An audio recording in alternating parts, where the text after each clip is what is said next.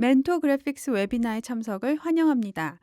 오늘은 어플리케이션 레벨에서의 열 측정에 대해 소개해 드리겠습니다. 발표자는 안드라스입니다.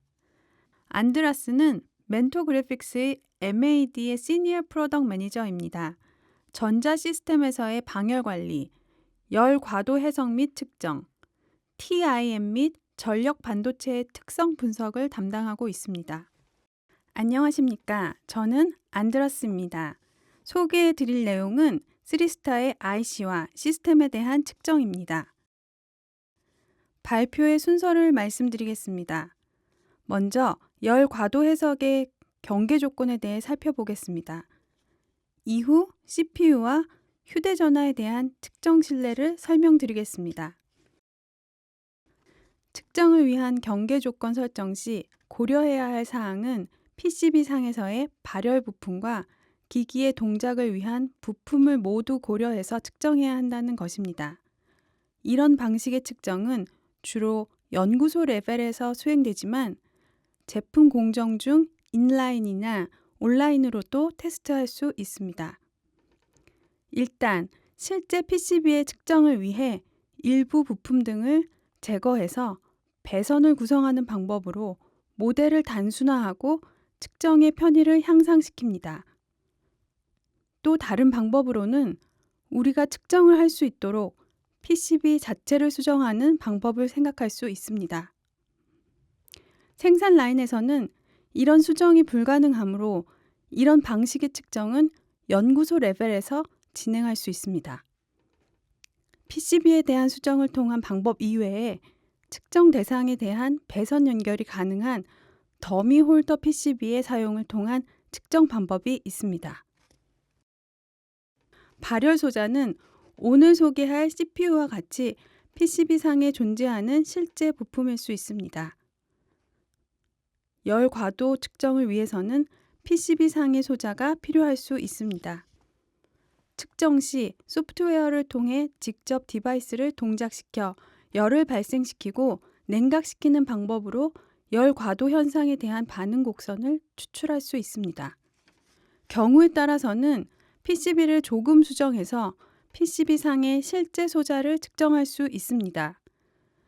이 경우에는 소자의 그라운드 및 전원을 통해 배선을 구성한 후 형성된 기생 다이오드를 통해 측정을 합니다. 이 방법을 사용하여 이후 측정 신뢰를 보여드리겠습니다. 세 번째 방법으로는 CPU나 기타 프로세서가 설계 중에 있거나 완성 전 단계에서 패키징 부서의 측정이 필요한 경우 패키지 테스트 칩을 통해서도 측정을 할 수 있습니다.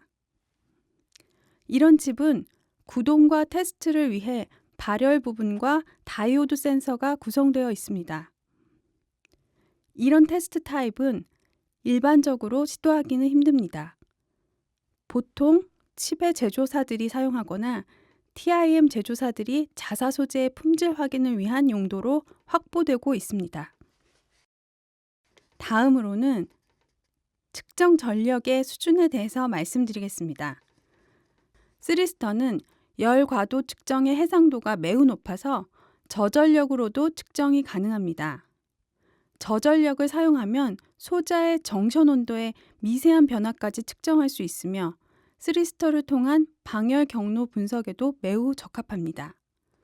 정상 동작 전력으로도 측정 가능합니다. 소자를 정상 동작 전력으로 측정하면 TIM이나 특정 기반 소재들의 온도에 종속적인 파라미터를 검출할 수 있습니다. 이러한 측정을 통해 TIM이나 구성체가 고온이나 저온에서 어떻게 특성이 변하는지 확인할 수 있습니다. 신뢰성 테스트나 가속 신뢰성 테스트의 경우 기기를 고전력으로 과급해 지속적인 사용과 사이클 테스트 이후 구동 조건에 따른 제품 수명에 대해 살펴볼 수 있습니다. 그러므로 복잡한 디바이스를 측정할 경우는 앞서 설명한 모든 요소들을 종합적으로 고려해서 측정 환경을 계획하고 구성해야 합니다. 이렇게 모든 경계 조건을 잘 구축하였으면 복잡한 IC를 측정할 방법을 고려해야 합니다. CMOS로 제조되는 디바이스는 웰과 서브스트레이트 사이에 기생 다이오드가 형성됩니다. 디바이스를 역방향으로 연결하면, 다시 말해 전원을 그라운드 연결한 후 그라운드를 구동하면 이 기생 다이오드가 오픈이 되어 다이오드를 통한 디바이스의 히팅과 센싱이 가능합니다. 이 방법의 장점은 디바이스의 거의 모든 면적을 골고루 가열시킬 수 있다는 것입니다. 따라서 실 측정을 통한 패키지의 시뮬레이션 모델을 확보하고 교정하기에 매우 좋은 방법입니다.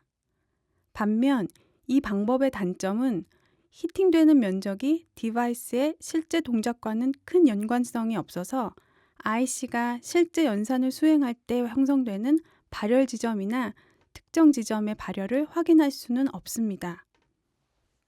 복잡한 IC의 동작을 측정하는 또 다른 방법은 I/O 패드의 프로텍션 다이오드로 구동하는 것입니다.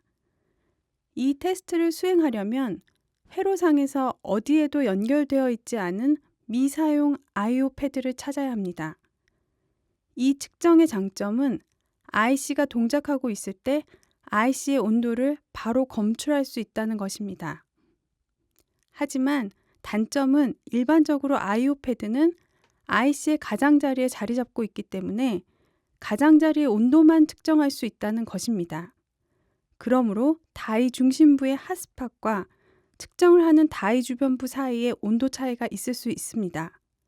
이 방법으로 측정을 할 때는 디바이스를 정상 구동해서 히팅시키고 이때 다이를 히팅시키는 전력을 측정해야 합니다. 센싱만 ESD 프로텍션 다이오드를 통해 진행합니다. 그 이유는 이러한 다이오드는 크기가 매우 작고 디바이스를 히팅하는 수준의 고전류를 감당할 수 없기 때문입니다. 이제 CPU를 통한 첫 번째 측정의 예를 살펴보겠습니다. 이 측정은 실제 마더보드로 수행되었으며 측정을 위해 몇 개의 소자를 제거하였습니다. 보시는 바와 같이 보드에서 몇 개의 커패시터가 제거되었습니다. 커패시터는 히팅 시의 고전류와 센싱 시의 저전류의 변화 시에 전기적 응답을 방해하기 때문입니다.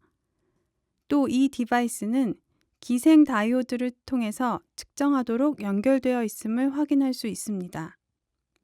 이러한 구성을 위해 흑색과 적색의 와이어를 CPU의 VDD와 그라운드에 연결했으며 이것은 앞서 언급한 첫 번째 디바이스 측정 방식과 일치합니다. 디바이스를 적절히 히팅시키기 위해 스리스터를 사용하여 2A 이상의 전류를 사용했습니다. 부스터를 사용해서 전력을 공급하고 열 측정 환경을 구성하기 위해 특별 제작한 압력 제어 프레임을 사용하여 CPU가 방열판에 붙어 있는 일반적인 경계 조건을 형성했습니다. 측정을 위한 테스트 스탠드 구성입니다. 원형의 홀더와 소켓, PCB는 실험에서 사용자가 제공하는 것을 사용하였습니다. 원형의 냉각판을 사용해서 측정이 패키지의 방열 환경과 유사하게 진행될 수 있도록 하였습니다. 이 구조에서는 발생한 열이 패키지에서 PCB로 전달되고 다시 PCB에서 원형의 냉각판으로 전달됩니다. 따라서 패키지에 가까운 PCB가 측정에 영향을 미치게 됩니다. 다음 사진은 압력을 전달하기 전에 셋업을 보여줍니다. 순행식 냉각판이 디바이스 위에 부착되고 원형의 냉각판이 하단에 부착된 것을 볼 수 있고 이것은 PCB 업계에서의 표준화된 측정 환경 중 하나입니다. 현실적인 측정을 위해서 서멀 그리스가 도포되었고 사진에서 확인할 수 있는 바와 같이 그리스가 쿨러 부분에만 형성되어 있는 것을 볼 수 있는데 이것은 컴퓨터에 조립 시 실제로 일어나는 현상입니다. 구성 환경이 미치는 영향을 파악하기 위해서 몇 가지 구성을 통해 측정이 진행되었습니다. 먼저 대조군 형성을 위해 스틸에어 상에서 방열판을 부착하지 않고 측정을 하고 이후 방열판에 그리스를 도포하지 않고 부착하여 측정했습니다. 그 다음 측정은 TIM의 변화에 따른 영향을 파악할 수 있도록 사진에서 나타난 바와 같이 시중에서 쉽게 구할 수 있는 실리콘 써멀 그리스를 도포한 후 측정하였고 이후 써머패드로 바꾸어 측정하여 그리스를 사용한 것과의 방열 성능을 비교해 보았습니다. 이 슬라이드는 스틸에어 환경에서 측정한 열 과도 곡선을 보여줍니다. 과도 측정의 시간을 300초로 설정했고 측정 결과가 수렴하지 않아서 정상 상태에 도달하지 않았음을 확인할 수 있습니다. 통상 스틸에어에서의 측정은 정상 상태에 수렴하기까지 많은 시간이 소요되는데 이 측정의 구현 목표는 설정한 시간상에서 디바이스와 방열 솔루션과의 상관관계를 규명하는 것이므로 수렴 여부는 크게 중요하지 않습니다. 이 곡선의 시작에서는 매우 높은 측정값을 보여주다가 아래로 하강하는 것을 볼 수 있습니다. 앞선 부분은 스파크와 같은 전기적인 과도 응답으로 볼 수 있으며 대응하는 열 과도 현상을 파악하기 위해 이 부분은 적당히 수렴하는 상수 및 형태로 변환해야 해서 과도 현상이 시작되는 0초에서 해당 부분까지 상수로 치환했습니다. 이렇게 치환된 부분은 시간상으로 약 0.002초인데 우리가 이 실험을 통해 보고자 하는 바는 칩의 다이가 아니라 외부의 냉각 솔루션의 영향이기 때문에 치환된 극소한 시간은 영향이 없습니다. 첫 번째 대조군인 스틸에어에서 방열판 없이 실시한 측정과 그리스 없이 방열판만을 부착한 측정을 비교해 보면 온도 상승과 디바이스의 동작에 대한 큰 차이를 발견할 수 있습니다. 디바이스와 그리스가 도포되지 않은 냉각판 사이의 측정은 각각 30, 200, 600kPa의 세 가지 압력으로 진행되었습니다. 이 곡선의 뒷부분을 좀 더 확대해 보면 데이터가 압력에는 거의 무관함을 확인할 수 있습니다. 압력이 상승함에 따라 약간의 변화가 발생했지만 열의 관점에서는 무시할 수 있는 수준입니다. 이제 그리스를 도포했을 때의 변화를 살펴보겠습니다. 그리스를 적용하면 열 전달이 원활해져서 상승 온도는 당연히 미적용 시보다 낮아질 것입니다. 하지만 30kPa의 낮은 압력에서는 곡선의 형태가 그리스를 도포하지 않은 경우와 거의 같다는 것을 알 수 있습니다. 그러므로 그리스를 사용해도 30kPa 정도의 낮은 압력에서는 사용하지 않은 것과 효과가 거의 동일합니다. 압력을 200kPa 또는 600kPa로 높이면 그리스가 도포된 표면이 칩에서 칩, 칩에서 패키지, 패키지에서 냉각판 상의 방열 흐름을 증가시킵니다. 도표를 확대해 보면 좀 더 잘 보실 수 있습니다. 서모패드를 사용한 경우 동일 파워 스텝에서 가장 온도의 하강폭이 작다는 것을 볼 수 있고 그리스를 도포한 30kPa에서의 측정값과 각각의 압력하에서의 서모패드의 측정값을 확인할 수 있습니다. 그래프를 확대해서 좀 더 자세히 비교해 보겠습니다. 스틸에어는 검정색이고 30kPa의 그리스는 주황색이며 600kPa의 그리스는 녹색입니다. 이 부분은 서모패드를 사용하고 각기 다른 압력인 30, 200, 600kPa이 적용된 경우입니다. 기본적으로 측정 결과가 거의 비슷하다는 것을 알 수 있습니다. 다시 말하자면 방열에 대해 압력에 대한 종속성이 거의 없다는 것을 의미합니다. 이 슬라이드에서는 모든 소재에 대해 각각의 압력이 적용된 구조 분석 그래프를 보여줍니다. 이 곡선들을 비교해 보면 그리스를 도포한 상태에서 높은 압력이 적용되었을 때 방열 효과가 가장 우수하고 서모패드를 사용한 경우가 그 다음이며 그리스를 30kPa 정도의 낮은 압력을 적용한 것이 다음, 아무런 TIM을 사용하지 않은 것이 방열 효과가 가장 낮다는 것을 알 수 있습니다. 측정을 상온에서 동일한 압력으로 되풀이해 보면 측정 반복성을 파악하거나 반복 테스트 시 구조상에 어떤 차이가 있는지 확인할 수 있습니다. 이 예는 그리스를 사용하는 경우를 가정했습니다.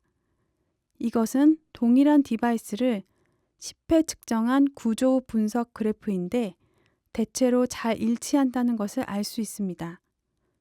특히 앞부분에서는 잘 일치하고 후반부로 가면서 차이가 발생하고 있습니다.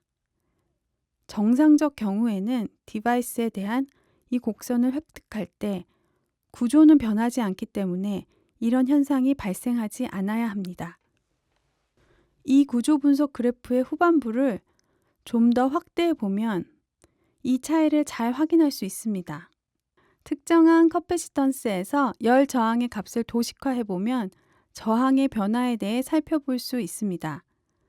절대값으로서의 변화량은 매우 작지만 열 저항은 첫 번째 측정에서 가장 높았다가 이후 점차적으로 낮아지고 있다는 것을 알 수 있습니다. 이에 대한 이유는 다음과 같습니다. 이 열 저항을 측정하기 위해서는 디바이스에 대한 히팅과 쿨링이 반복되고 이에 따라 서멀 그리스 역시 히팅과 쿨링의 온도 사이클이 발생합니다. 이 온도 사이클은 본드 라인의 두께를 변화시키게 되고 결국 반복이 될 때마다 미세하지만 본드 라인의 두께는 얇아집니다. 따라서 저항체의 두께가 얇아짐에 따라 열 저항이 점점 낮아지는 것입니다. 이 영향은 매우 작지만 이렇게 검출이 가능합니다. 그래프의 앞부분을 보면 대체로 잘 일치하는 것을 확인할 수 있으므로 이 측정은 반복성을 충족한다고 볼 수 있습니다. 다음은 두 번째 예를 살펴보겠습니다. 이번에는 복잡한 형태의 휴대전화이며 시스템 전체 레벨에 해당합니다. 이 실험을 위해서 화면이 파손된 휴대전화를 사용하기로 했고 다음과 같이 분해했습니다. 이 전화기의 주요 구성은 PCB, 화면, 커버, 배터리 커버로 이루어져 있습니다. 사진에서 PCB를 보면 별도의 와이어가 연결되어 있는데 이것은 트리스터를 통한 CPU의 전원인과 연결선이고 CPU는 이를 통해 히팅과 쿨링을 하게 됩니다. 측정 방법은 휴대전화를 조심스럽게 분해하고 동작시킵니다. 동작한 다음에는 PCB상에 걸리는 전압을 필터 캐패시터를 통해 식별해야 합니다. 그리고 테스트하려는 IC의 필터 캐패시터에서 측정된 전압을 해당 IC의 것으로 간주할 수 있습니다. 이렇게 가정하는 이유는 우리가 이런 복잡한 시스템에 대한 어떤 스키매틱 정보도 가지고 있지 않기 때문입니다. 물론 제조업체는 이런 테스트를 반복적으로 하기 때문에 해당 정보를 가지고 있을 것입니다. 이렇게 걸리는 전압을 통해 연결 지점을 파악한 후 휴대전화를 끄고 선택된 커패시터의 리드와 와이어를 연결합니다. 앞의 측정에서와 같이 전원을 역으로 연결합니다. 이후 트리스터로 전원을 인가해서 디바이스가 가열되는지 확인하고 히팅이 된다면 측정 준비는 완료된 것입니다. 우리가 설정한 경계 조건은 다음과 같습니다. 휴대전화는 상대적으로 큰 사이즈의 휴대기기이기 때문에 스틸웨어 환경은 제대계 규격을 이용한 1 입방피트의 스틸웨어 챔버를 사용하였습니다. 그런 다음 순차적으로 커버와 같은 방열 요소를 추가하는 시나리오로 측정을 진행했습니다. 내외부의 방열 효과에 대한 대조군으로 우선 PCB를 측정하고 다음 화면 부착 후 측정, 후면 커버 부착 후 측정, 배터리 삽입 후 측정, 후면 커버까지 모두 부착 후 측정의 순으로 전체 어셈블리에 대한 측정을 진행했습니다. 이 그래프는 각 시나리오에 대한 구조 분석 그래프입니다. 먼저 PCB 측정부터 살펴보겠습니다. 여기서 PCB는 녹색입니다. 화면을 부착한 갈색은 PCB만의 측정인 녹색 선과 앞부분에서는 거의 일치함을 알 수 있습니다.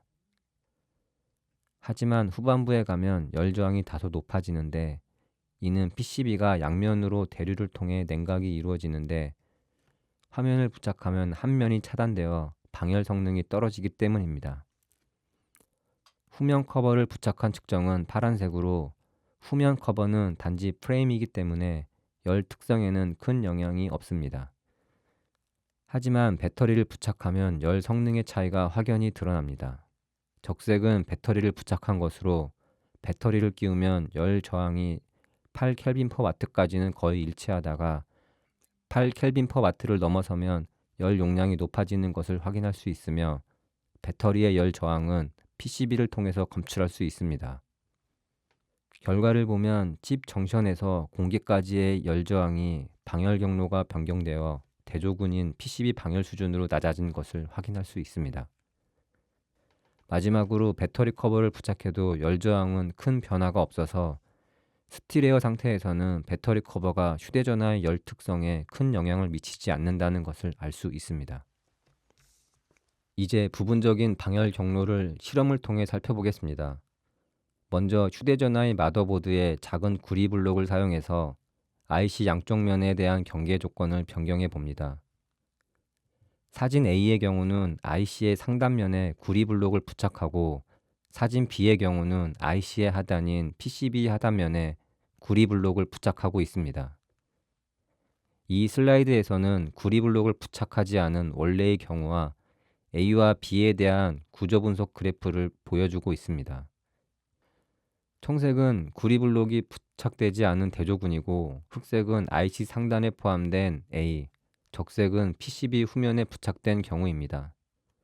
열 저항은 3.2켈빈/와트까지는 거의 일치하고 있는데 이것은 정션에서 발생한 열이 세 가지의 경우에 대해 3.2켈빈/와트의 구간 내에는 같은 구조의 방열이 이루어지고 있음을 보여주고 있습니다.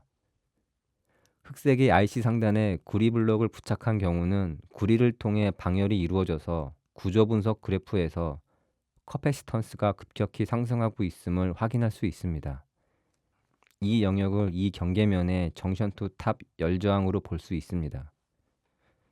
적색처럼 구리 블록을 PCB 후면에 부착하면 두 곡선이 갈라지는 지점이 4.95 켈빈/와트 정도 뒤쪽으로 형성되는 것을 알 수 있습니다.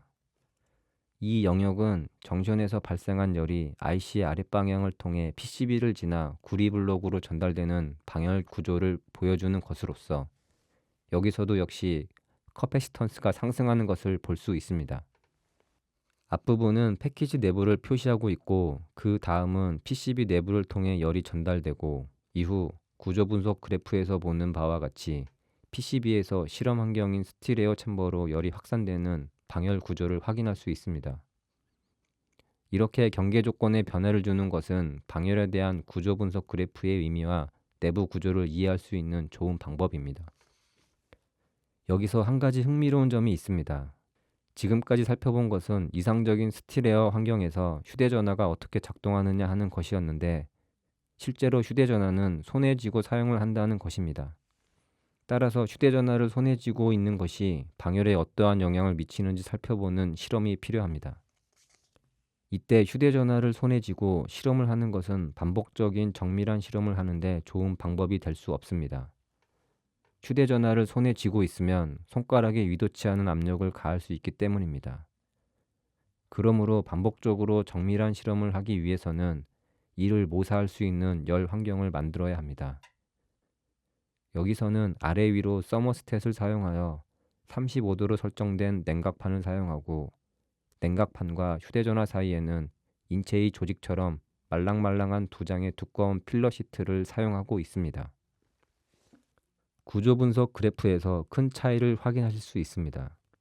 적색은 이전의 스틸에어 환경에서의 측정이고 청색은 사람의 손을 모방한 모델의 결과입니다.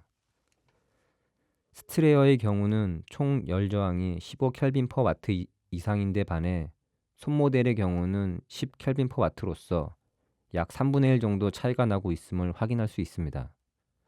이 점은 휴대전화를 손에 쥐고 있을 때 피부와 혈관이 방열에 기여하고 있고 우리의 인체는 휴대전화에 대한 훌륭한 냉각 시스템임을 알 수 있습니다.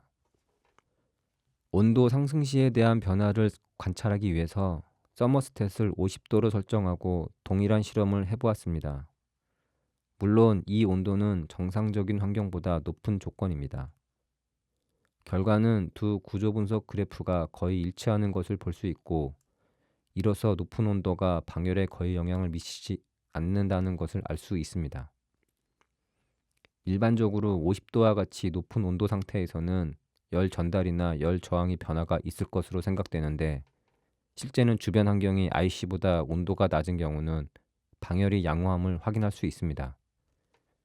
50도는 CPU 내부의 정션 온도에 비하면 매우 낮은 온도입니다.